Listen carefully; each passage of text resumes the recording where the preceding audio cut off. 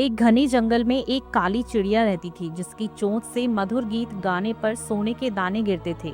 एक दिन एक बहेलिये ने उसे देखा और सोचने लगा, अगर मैं इसे पकड़ लूं तो रोज सोने के दाने मिलेंगे और मैं अमीर बन जाऊंगा। उसने तुरंत जाल बिछाया और चावल के दाने डाल दिए। जैसे ही चिड़िया नीचे उतरी वह फंस गई। बहेलिया खुशी खुशी उसे अपने घर ले आया। अब उसे रोज सोने के दाने मिलने लगे और वो अमीर हो गया। लेकिन जल्द ही उसने सोचा कि अब मुझे सम्मान भी मिलना चाहिए। उसने चिड़िया के लिए सोने का पिंजरा बनवाया और उसे राजा को भेंट कर दिया। राजा चिड़िया को देखकर बहुत खुश हुआ और बहेलिया को बड़ा इनाम देकर अपने दरबार में ऊंचा पद दे दिया। अब राजा भी रोज सोने के दाने जमा करने लगा। कुछ समय बाद राजा ने वो चिड़िया रानी को उपहार में दे दी।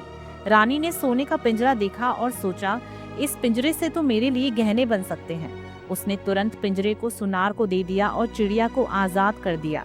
चिड़िया खुशी खुशी जंगल लौट गई और फिर से पेड़ पर बैठकर गाने लगी। लेकिन अब उसके गीत का विषय बदल गया था। वह हर सुबह गाती, पहली मूर्ख मैं थी जो बहेलिया के जाल में फंसी।